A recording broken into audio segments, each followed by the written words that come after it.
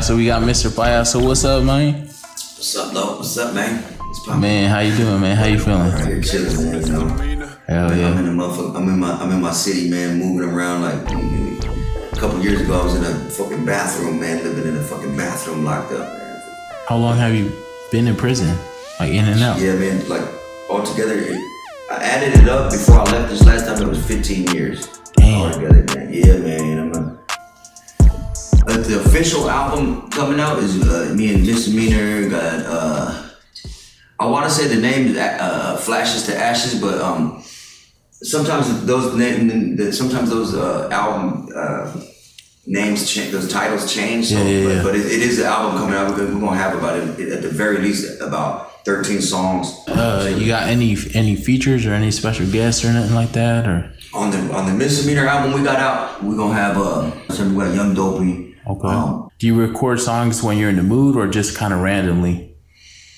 Sometimes I force it. Sometimes if I know that we got some shit coming up, I'll do it. I'll force it, and usually not force like where I'm just struggling to do it, but most of the time it's the beat that gets me the beat for sure, hands down, point blank, period, man. Once you feel a beat, yeah. If I hear a beat like that, that's like the Flashes to Ashes type beat. As soon as I hear it, immediately, I'm talking like 1 second, boom, I start fucking thinking in my head. Okay. I'll start coming out with the first bar, right. And then I go into a fucking trance, bro, and just start writing. You should see my writing, bro. It looks like Chinese, like the homies be just looking at me like, man, bro, you reading that shit? And I'm like, oh, I guess I am shit, because I write so fast. Yeah. Okay. And it's the beat, man, that drives that shit. So, okay. Yeah. How long you been rapping for? Shit. First time I rap, I was like, I want to say like 10 or something. Like 10 years old. Okay. Yeah, I was like 10 years old. And I started I was 10 years old and I was listening to different rap music. I was listening to like NWA and Spice One. I was listening to I didn't really get exposed to homie rappers until like, I think, almost about a couple years later, like when I was 12, like Night Owl and shit like that. You know what I mean? Lighter Shade of Brown, I remember them too. But all that shit, I would just rap their songs. You know? Okay. I think I was rapping and shit, but then somehow, some way, I just started fucking doing it on my own. All right, okay. And one thing that's kind of like a big topic is like, how do you feel like being from Seattle, where a lot of like Cali people think Seattle is like just suburbs, fancy, nice, and no gangbangers, and you know what I mean? Yeah, no, that's like, how do you feel like Washington doesn't get a lot of love? You gotta understand, California is in like LA and San Diego, and you know, in those cities, they're experiencing very high volumes of fucking gang violence, man. And you're talking things that we would never even imagine out here, point blank, period. Yeah. You know what I mean? I've been cellies with homies from LA, you know what I'm saying? Righteous homies, got my knowledge, war stories on the yard with homies, and heard over the years, over 15 years of just war stories. Okay. And the level of violence that they're experiencing is skyrocketing, it's like 10 times more. So I understand how they would think that, like, man, if they came out here, of course, they're gonna be like, man, it ain't really rocking. But the thing about the city of Seattle is, it's a beautiful city and it looks crazy. We were talking about it earlier. We were just talking about it.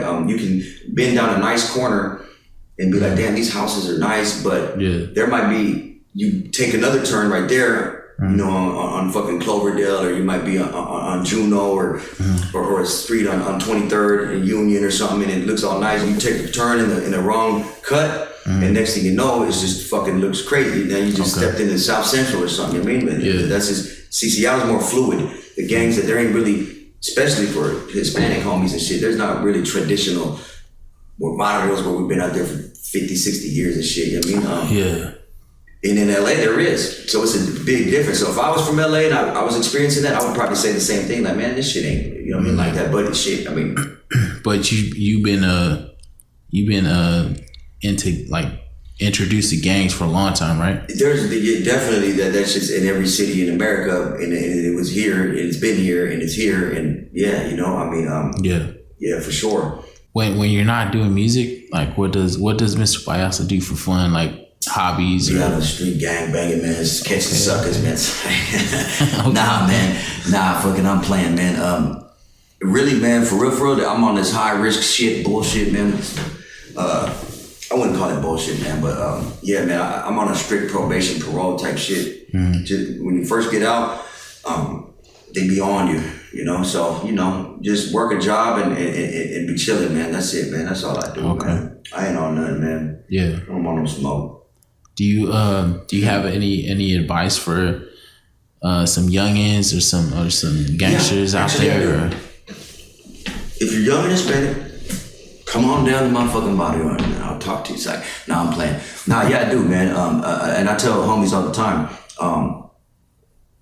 you're young, you're Hispanic, you want to identify with something. A lot of times people, they get their image off of what they see on TV or their music, and that's how they start developing their identity. When you're 11, 12, 13, 14, you might not come from a fucking good background. You might come from a family where your mom's a prostitute and your dad's on drugs, or he may not even be there, or maybe he beats your mom or whatever, or maybe you're a female, you're a young homegirl, and your stepdad's fucking with you, you know what I mean? And you don't feel comfortable around him. So you come from a fucked up environment, so you're gonna leave. You're gonna get out of there because you're older now. You're not a little girl, you're a little boy. You're gonna leave the house, and then you see some cholos standing in the corner. You're gonna fucking say, damn, these fools look cool, man, you know what I mean? And then when you get around them, you see that they're like-minded. Like, oh shit, man, my dad be tripping too, and my mom's out there. So now, boom, that's what you get. But for them, I would say, because the other people, it doesn't even matter. It's for those ones that, for them, you know, you fucking, don't go down the fucking, don't make stupid decisions just because the next man next to you is shit. Don't let him drive you in the wall.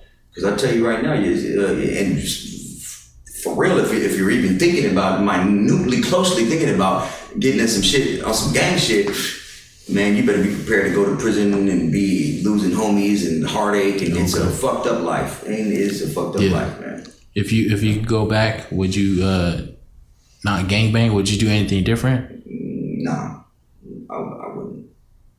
I mean, nah. No. Okay. But just let me clarify one thing too. Just because I say no, I don't regret it, doesn't mean that it's been a fucked up life, you know? It's been a lot of fucking bullshit, in and out of prison, the hardest, fucking craziest, just all types of shit, man. Yeah, you've been to a lot of prisons, right? Yeah, man. Yeah. A lot of prisons, yeah. Yeah, I've been to a lot of prisons, man. They transfer you around a lot, man. It's fucked up. Put you on a bus, put you on a plane. In the feds, they put you on them planes, man. Another fan says, how was it for Mr. Payaso growing up? Shit. We stayed all over Seattle, man. We stayed all over South Seattle. We stayed shit, moms was moving around. Shit, listen to the music, right? I'll tell you all about it, man. Go listen to the fucking Apocalypto. I'll tell you what the fuck it is. Yeah, man, it was fucked up. It was fucked up, point blank period, yeah. Okay. Mom on dope, dad in prison, mom on dope, dad in jail, mom on dope. You know what I mean? Seeing the homies join the gang, fucking all types of shit. Juvenile hall, 12 years old, shit, prison, 16. When I was 16, I got tried as an adult, went to prison, childhood. Because I guess you're considered a child at 16. So yeah, so while everybody else was going to senior prom, when they're 16, when do you go to senior prom?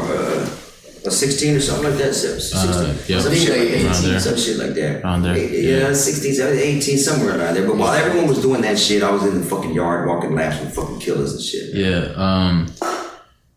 I don't know if it's too much, man, but fan asks if you want to speak on drug addiction, like, was that something you struggled with? I think drug addiction is part of gang culture. You know what I mean? Okay. And anyone who says it isn't is fucking, they're on dope themselves. But it fucks up hoods too. That shit. Yeah. When my barrio, I watched my homeboys that I grew up with. I watched them shoot heroin for years, and it crushed the hood, man. You know what I mean? And it tore it down, and I didn't like that shit. As a matter of fact, man, the first time I seen one of my homies doing some shit, it was a full-blown fist fight, man. You know what I mean? I walked into the bathroom, I'm like, what the fuck are y'all doing, homie? And I told my homie, like, you know, almost some gang shit. Like, what the fuck, homie? What's the fucking, you gonna look at the video, you gonna do the video like that? He was like, man, chill out. Actually, boom, we fighting.